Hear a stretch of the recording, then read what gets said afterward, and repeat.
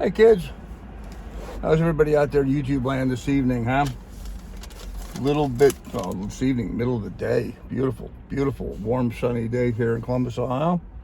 Well, it's something different today. We're having Panera Bread. I went to Panera Bread. I've never been to Panera Bread before, so this is going to be a revelation for me. I was told that the mac and cheese here is really good. So we'll see. We got some mac and cheese to try. I got a steak and white cheddar sandwich, what they call a whole. I got a mac and cheese, and I had a Caesar salad. And $31.57. Wow. $31.57. Looking around the store, looking at the menu, looking at the prices, I am convinced that this is a typical kind of fast food eatery for the woke left, people, because I don't know what I'm grabbing at here. Okay, I guess that's my sandwich. And there's another bag in here.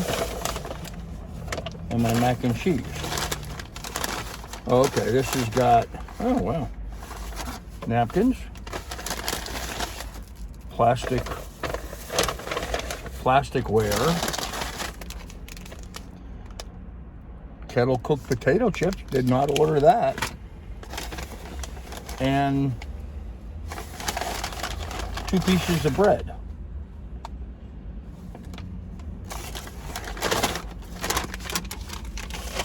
I didn't know they gave me potato chips and bread. And mac and cheese. Oh, cool. They're shells. They're little shell mac and cheese. So I got shell mac and cheese. I got the steak and cheddar sandwich, a whole.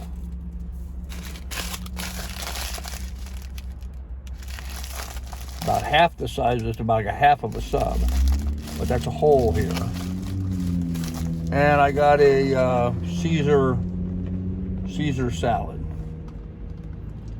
which looks like lettuce, breadcrumbs, and 2 little containers of Caesar salad. So let's dig into it. We'll see. Anyhow, what I was saying is I think this is where the woke, left-leaning type people eat. Okay, so this is apparently one sandwich, and then there's another sandwich still in the wrapper here. So how do you eat this? I have a feeling this is going to get messy, friends.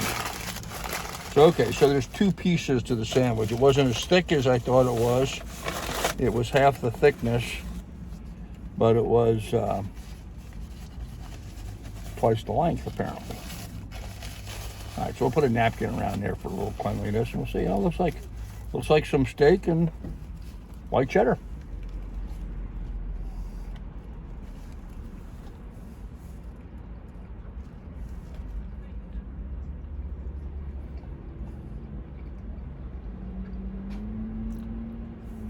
Nice to have something different than a hamburger for a change.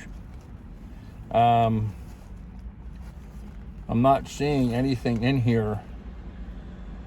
I don't know what that is. Onion.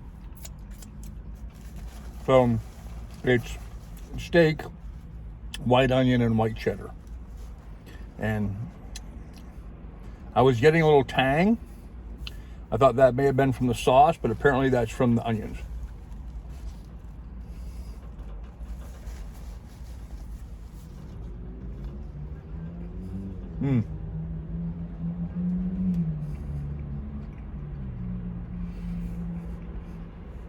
There's a horseradish sauce in here. That's what I'm picking up on.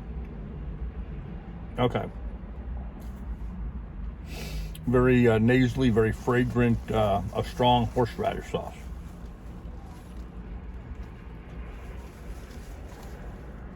I like that.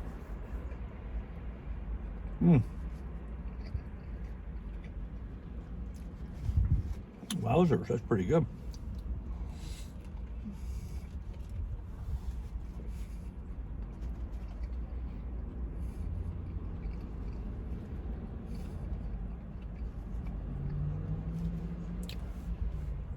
Okay, so the sandwich is very good.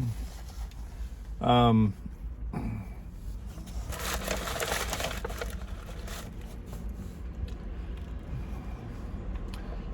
trying to decide whether it's a good value or not. I mean, $31 for this meal just seems to be an awful lot of money to pay.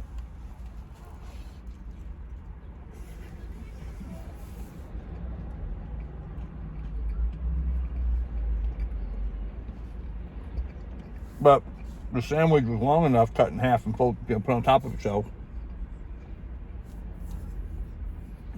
It'd be equivalent of, I guess, 2 sandwiches at McDonald's or something.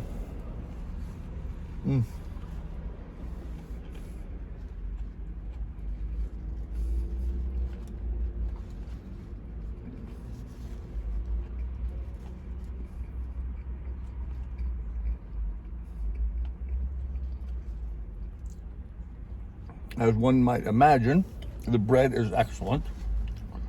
I mean, you name your business as bread, you gotta do bread, so.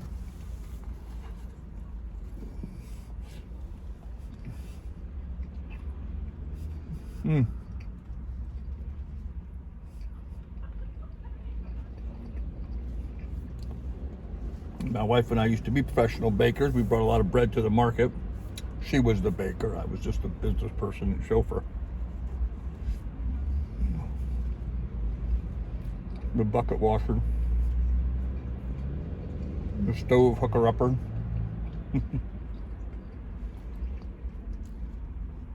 Very good. Bread's nice. Got a nice crumb. It's crusty. It's not too hard crusty though.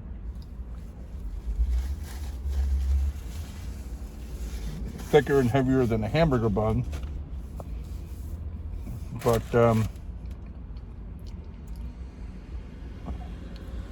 very nice sandwich. I kind of like that.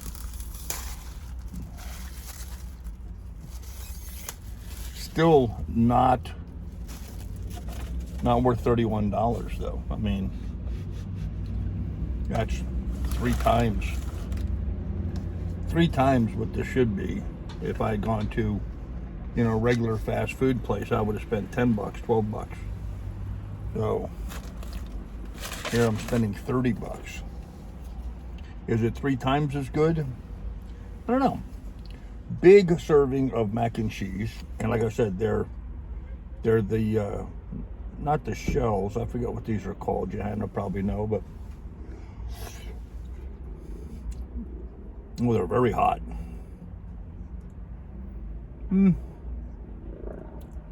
Flavor's good. Good cheese sauce on it.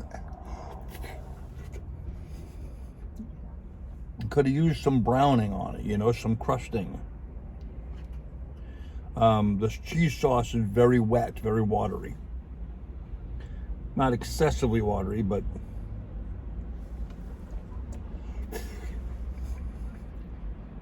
I like a drier mac and cheese than that. I mean, like, I'm the kind of guy that made Kraft macaroni and cheese and did not add the milk to it. Butter, yes, to give it a little lubrication, but I would never add the milk to it because I liked it drier. This is very wet and very hot. It's really hot.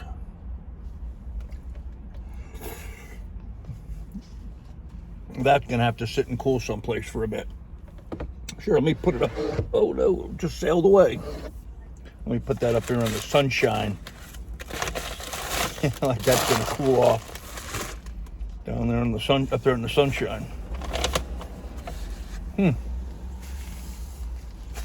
Okay, so the mac and cheese is very good.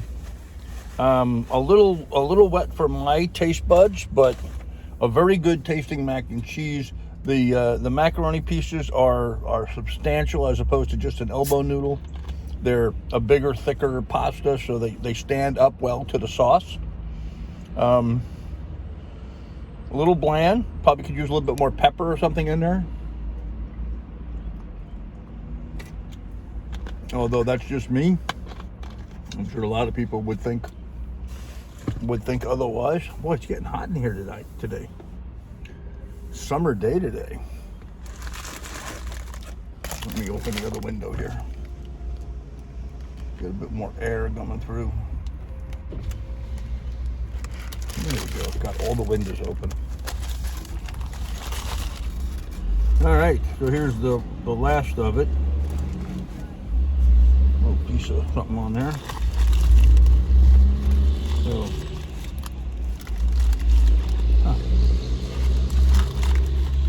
so this is what I'm dealing with. Got a little extra cheese flap or something flapping around over there. So.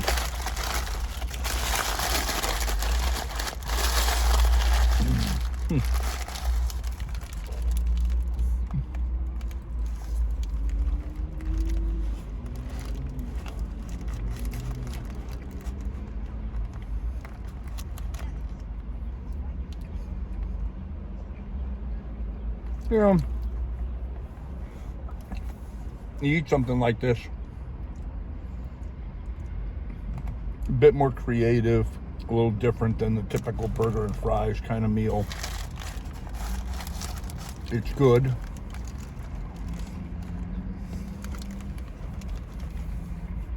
But it's not spectacular.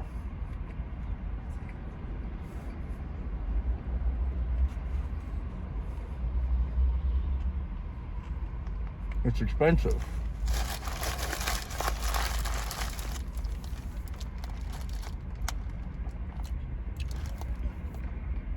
And I would say on average their menu was a bit higher priced. Certainly a little bit better quality maybe than most of your fast food type stuff. I mean, this sandwich is really good sandwich.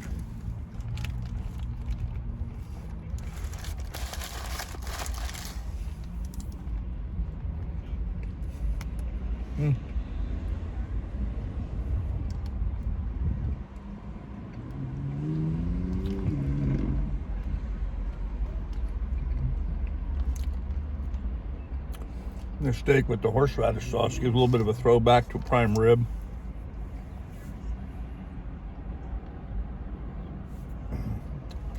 Firing those same receptors in your mouth.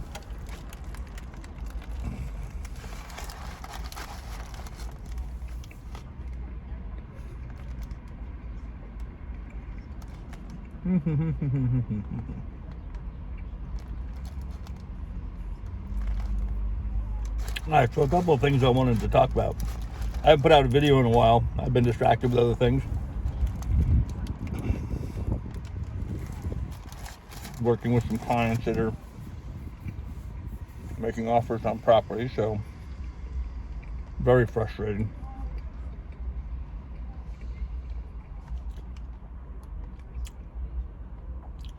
Folks, we're looking at a tract of land that was on the market for $399,900. They made a $400,000 offer, so $900,000 more than asking price.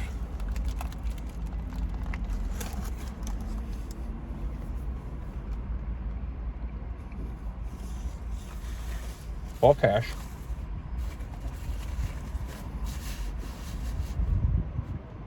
$10,000 in earnest money. Letter from the bank proving they have the cash. Closing in 3 weeks.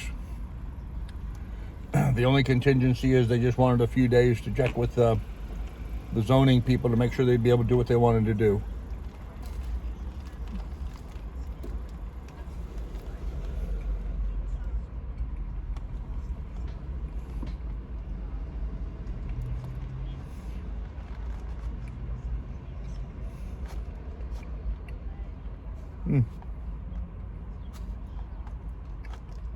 Big chunk of hard cheese in that mouthful. That was weird.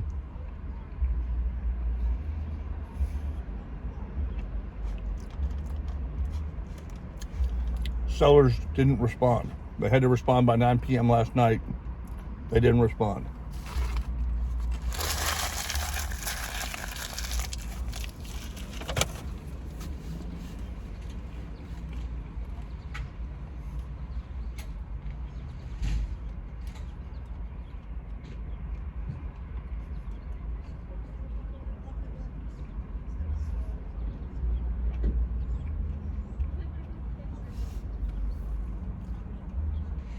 I get a text message this morning, well, this afternoon, telling me that she's going to discuss it further with her clients 2 o'clock today, and that I should hear from her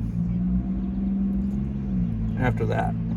Of course, it's, I don't know, what time is it? I can go up there. 2:36. We're blocking the clock. 2:36. Haven't heard from her yet. Hopefully still talking to a client. But she made it sound like they had other offers coming in. They wanted to hear what the other offers were before accepting an offer. But man, when you make an offer for $900 over asking price, all cash, wow. How does anybody who has to get a bank loan compete in that market? You can't. And that's what we have. We don't have a lack of customers. We've got customers out the yin-yang. Buyers all over the place. Can't throw a stick without hitting one. But if they have to go to a bank, and even if they get pre-approved by a bank, having a hard time getting them into a property. And I'm out here beating the bushes, trying to find more inventory to put on the market. Putting a lot of time, effort, and energy into that. More than I normally would, certainly ever, and more than I ever have in the past. Driving up and down streets, trying to find properties that are for sale that aren't listed on the multiple listing service, you know. Just large fields that would work for what we want to do, and then try to identify who the owners are and reach out to them. Most of those letters don't even get responded to. You think they'd at least say, well, thank you, no, but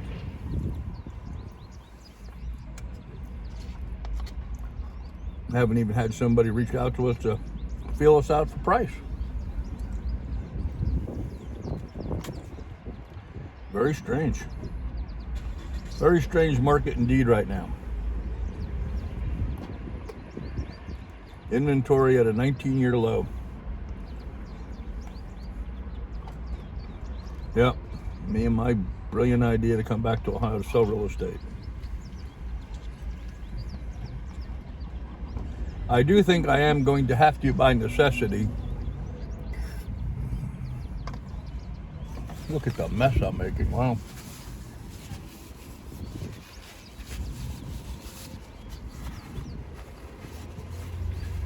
Got it down my shirt. And both hairs down there got shoes on. I do think I am going to, by necessity, have to revamp and put into high gear my candle making and soap making business. Especially now is a particularly good time of year. There's all the farm markets and that sort of thing are starting back up. So great opportunity to meet and greet customers and get business going.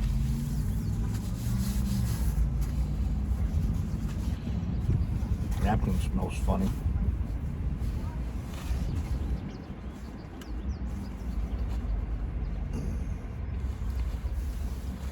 Okay, so that's the mac and cheese and the sandwich. They were very good. I have not had my salad yet. I didn't expect that large of a salad. I mean, that's going to be a lot to eat. So I'm going to save that. I'll put that back. I mean, it's a Caesar salad. You know, Caesar salad is a Caesar salad is a Caesar salad. And I still have two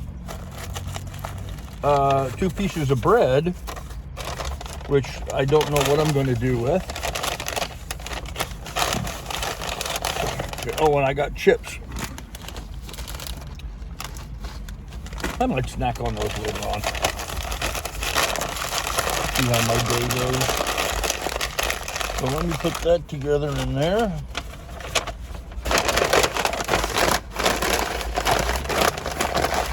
And that's my garbage from my meal.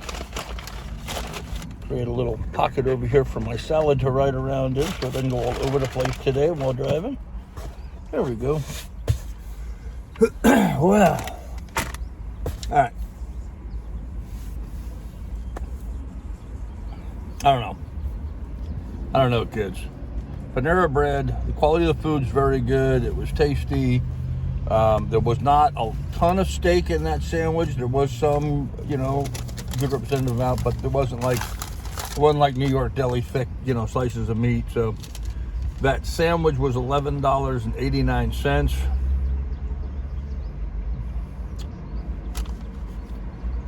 Okay, it was about the size of having 2 regular hamburgers at McDonald's. So I'll give that. It should have been like $8 for that, not $11.89. That mac and cheese, $10, and I can't read the receipt. It's not very good. Looks like $10.59. That was not $10 servings of macaroni and cheese. I mean, that should have been $2, $2.50. Mac and cheese, I mean, come on. That was insulting for that much. Okay, well, someone told me it was good mac and cheese. It's good mac and cheese. It's a little wet for my taste. Had a good flavor. I did like the big pasta noodles, but that's more than twice what that should have been. And a Caesar salad, $8.95. $9 for a salad. $31.57 for that.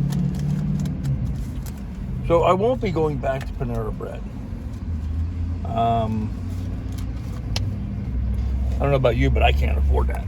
That's just more than I can afford. So, and talking about affording, like I said, I'm going to go ahead and start getting my soap business and my candle business into big time production. Sunday, I'm going to make a few batches of either of both soap and stuff. I got to pick up some supplies. I need wicks. I got to pick up some wicks, and then I'll make a couple batches of each of those to get some stuff going. And I don't know, we'll see. Well, there's another channel that I followed for a long time called the Holler Homestead. Meg's the girl's name, and I don't remember his name. Anyhow, I'm not big fans of their show, but I do watch it. She makes soaps and sells soaps and lip balms and body butters and that kind of stuff, salves. And she sells them. She sets up a website and she sells them. And so I paid attention to some of her videos, looking at how big a batch she would make. And when she'd make salves, she'd make 25 tins of this and 25 tins of that. And she had, I think, 5 or 6 different scrubs or salves that she made in tins. And she made a whole bunch of lip balms and chapsticks and that kind of stuff. And she sold those high prices. Like a chapstick was $5 and body butter was either $12 or $15. Bars of soap were $10. And anyhow, she'd put together inventory, and I'd see she'd make a loaf, so she's getting 12 to 15 bars of soap out of each scent that she makes. Because when you make a block, that's all one type of soap. You can't have multiple different soaps in the same block. It would all melt together, So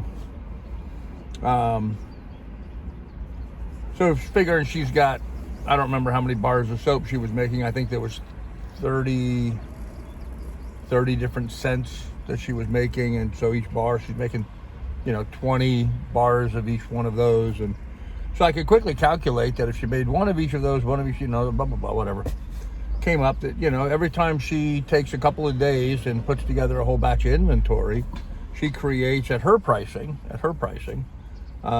she creates about $7,000 worth of merchandise. Now that does not include shipping. She charges extra for shipping on top of that.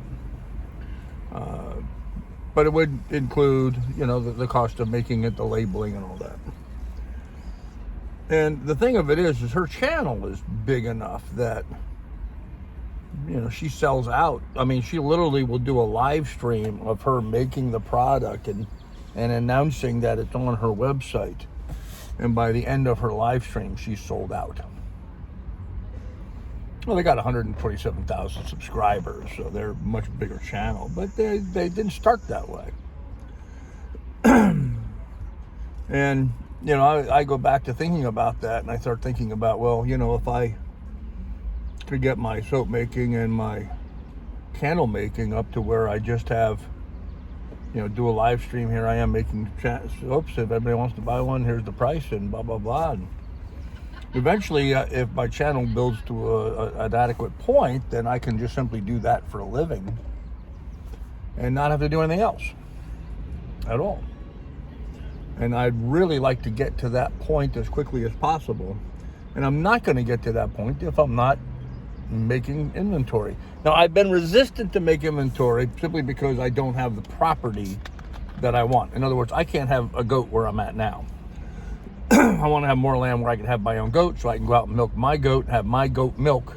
Right now I'm buying goat milk. I want to have my goat milk where I can attest the quality of the milk and what the goat is actually eating, because that makes a big difference in the smell and taste of the goat milk. Tremendous difference. You'd be amazed at how different it can be just based on their diet. So